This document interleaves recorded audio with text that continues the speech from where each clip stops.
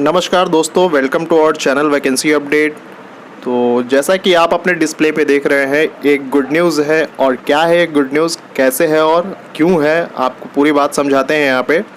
तो दोस्तों, जैसा कि आप लोग जानते हैं कि 1218 कैंडिडेट का जो रिज़ल्ट दिया गया था 19 तारीख को, और अभी तो खैर उनका एग्ज़ाम डेट भी दे दिया गया है। 18 अक्टूबर को एग्ज़ाम होने वाला है उनका। और जैसा कि सबको खबर है कि 4 तारीख तक उनको फॉर्म फिल करना था।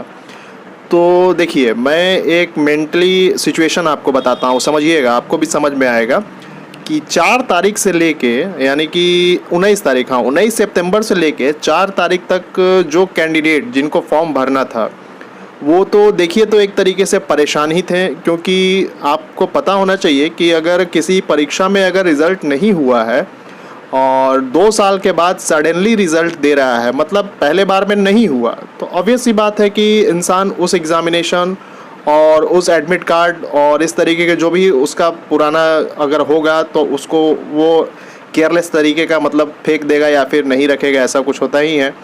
और यही कारण रहा है कि आयोग जो है ऐसे कैंडिडेट को बाय पोस्ट लेटर भी भेजा है कि आपका ये है रोल नंबर और आप इसके लिए भरने के लिए एलिजिबल हैं मेंस का लिए। तो एक तरीके से अगर मैं बता दूं तो ऐसे जो भी 1218 कैंडिडेट थे, खैर पूरे ने तो फॉर्म भर नहीं पाया, लगभग 500 से 600 के बीच में ही फॉर्म फिल किया है। लेकिन अगर इनकी मनोस्थिति मैं बता दूं तो ये ऑलरेडी जानते थे कि मुझे जो है यहाँ पे सिलेक्शन नहीं हुआ है। तो ऑब्वियस सी बात है, ये मेंटली एक तरीके से निगेटिव ही थे।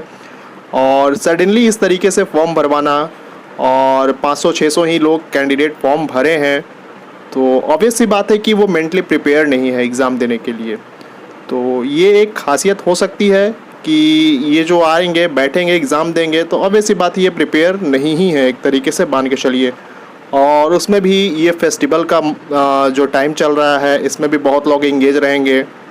और कैंडिडेट ऐसे हैं जो, अगर देखिए आयोग का कहना है ओवर एज, अगर ओवर एज वाले हैं तो भाई उनके पास तो बिल्कुल टाइम नहीं होगा। एक तो ऑलरेडी उनकी पढ़ाई छोड़े ही काफ़ी समय हो गया है, ऊपर से ये फेस्टिवल का टाइम, ऊपर से सडन फॉर्म फिल करवाना और तुरंत 10 दिन में एग्ज़ामिनेशन लेना। तो देखिए, जहाँ तक मुझे लग रहा है कि इनमें से बहुत ही कम ऐसे होंगे जो कंटिन्यू पढ़ाई में होंगे।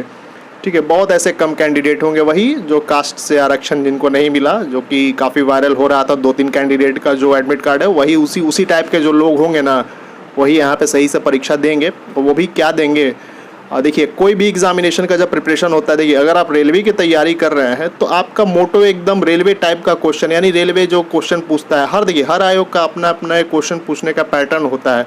किसी का किसी न किसी पर्टिकुलर जो सब्जेक्ट होता है, पर्टिकुलर टॉपिक का उसका थोड़ा पकड़ होता है हर आयोग का। तो रेलवे का टॉपिक का पकड़ कुछ और होता है और बीएसएससी का टॉपिक कुछ और होता है। इसी तरीके से एसएससी का किसी और टॉपिक पे इंटरेस्ट होता है, अलग अलग एग्ज़ाम का इंटरेस्ट लेवल अलग अलग होता है। ठीक है, तो खैर देखिए, मैं बता दूं कि यहाँ पे जो ये कैंडिडेट परीक्षा देंगे वो एक तरीके से बिल्कुल अनप्रिपेयर हैं। तो यही एक फ़ायदा हो सकता है कि यहाँ पे रिज़ल्ट जो है बहुत कम होने वाला है। और अगर होता भी है और रिज़ल्ट आता भी है तो इनका जो है उतना स्कोरिंग नहीं रहने वाला है। तो इससे जो है कि कट ऑफ पे कोई इफ़ेक्ट पड़ने वाला नहीं है। तो इनके लिए काफ़ी कठिन रहने वाला है ये एग्ज़ाम जो देने वाले हैं 18 तारीख को। और दूसरी बात बता दूं कि टाइपिंग दे चुके अभ्यर्थियों के लिए फ़ायदा, तो कैसे फ़ायदा होगा ज़रा समझिए आप इस बात को। आपको याद होगा कि मार्च में रिज़ल्ट दिया था, रिज़ल्ट देने से पहले ही बहुत सारे ऐसे कैंडिडेट, या रिज़ल्ट देने के बाद बहुत सारे कैंडिडेट टाइपिंग करना शुरू किए।